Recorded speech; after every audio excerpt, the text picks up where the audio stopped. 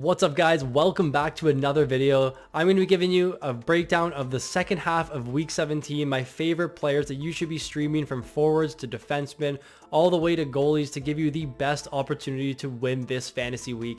Let me know in the comment section below how your team is doing this year. Let me know who your best players have been, who some of the players that have been struggling in your team have been. I know for me is I actually got to Thatcher Demko in quite a few of my big leagues, and he's been unbelievable for me. Same goes for Zach Hyman, who I actually traded in one of my leagues, but in the FantasyPuck Patreon league, he has been an absolute stud for me this season. So hopefully that continues to play off moving forward to playoffs. If you guys watched the All-Star break this weekend, let me know what you thought of the draft, what you thought of the skills competition, what you thought of the game. It's the NHL. I really want them to get this right. I thought the skills comp went well, but it's going to be very interesting to see how the game goes this weekend. Anyways, I digress. Let's jump into the fantasy hockey content where I break down the best and worst schedules for this coming week.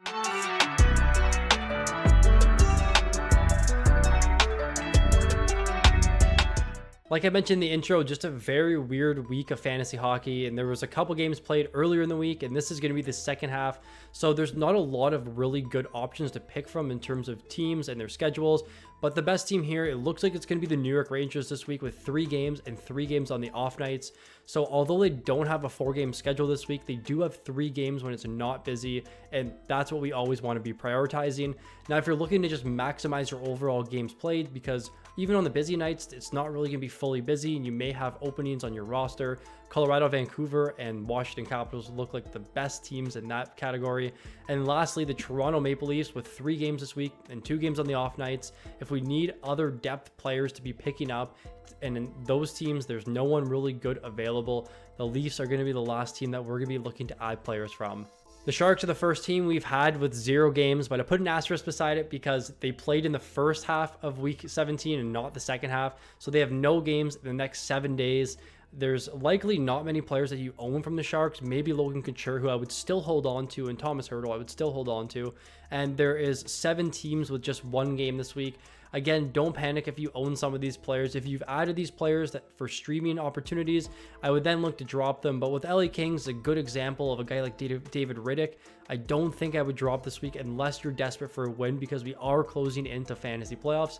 So I would understand you dropping Riddick to stream someone to give you the best possible chance at winning this week. At the time of recording, just 36% of you are subscribed to the channel. So if you've enjoyed the content so far, make sure you subscribe to stay up to date with all the content that we're going to be pumping out for the rest of the season. In addition, we have updated our projections for the rest of the season. If you're interested in gaining access to that, head on over to our Patreon. The link will be in the description. If you have any questions, make sure you leave a comment in this video or simply message me on Discord. Let's jump back into the video, guys. These are the priority forwards that I would be looking to stream this week. As I mentioned, the New York Rangers have the best schedule. Unfortunately, they're very top heavy and there's not a lot of good options, especially when you're looking for guys that are on the top power play unit or play in the top 6. Now, 2 guys that stood out in the top 6, Blake Wheeler and Lafreniere. I have no interest in Wheeler at all, but I definitely have some interest in Lafreniere, who has been pretty steady this year, scoring some goals, putting up some points. He shoots and hits at a decent rate, and he's skating on the second line with Trocheck and Panarin, which is a very strong 5-on-5 line. He also gets some minutes on the second power play unit, but the Rangers really dominate on their top unit, so that's not what I'm really looking for there. At 30% roster, dual eligibility, and 3 off nights this week, Lafreniere looks like the best streamer option for this coming week. Ross Colton of the Colorado Avalanche. So we do know that Lehkonen did return, who's the player below him.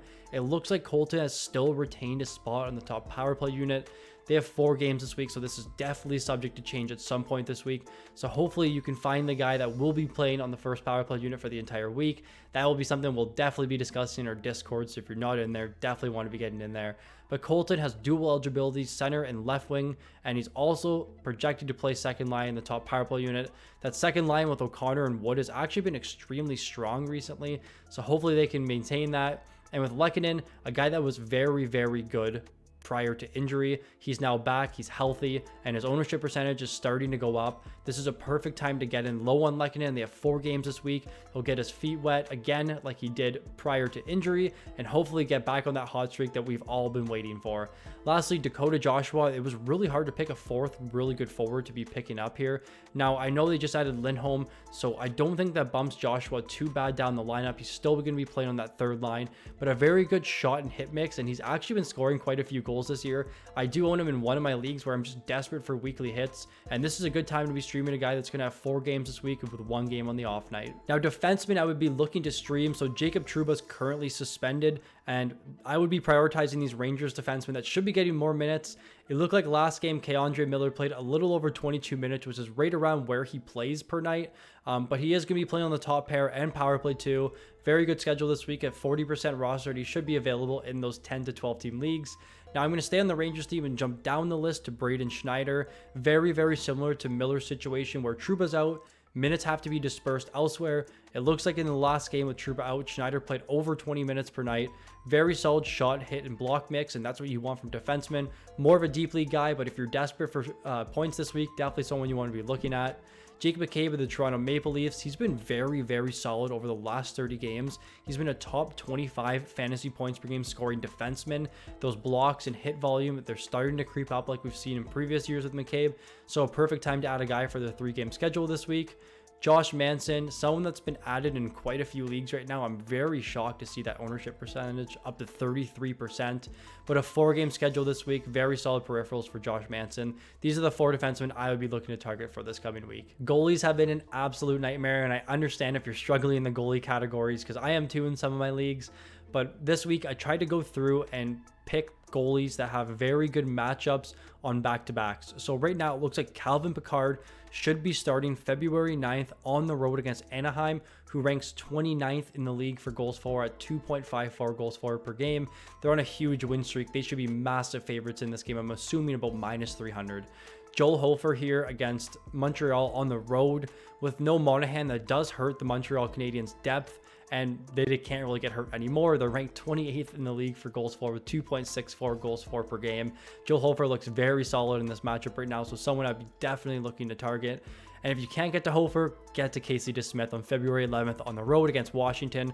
They rank 30th in the league for goals for. They've been struggling like crazy. Pacioretty's day-to-day already, so we don't know the status of that, but still a very strong matchup for a team in Vancouver that has been very, very strong over the last 16 games. If I'm not mistaken, they're 14-1-1 at the time of recording. So very, very solid for these goalie options this week. I prioritize goalie in my points leagues 100% because they're almost guaranteed to put up positive points if they get the win.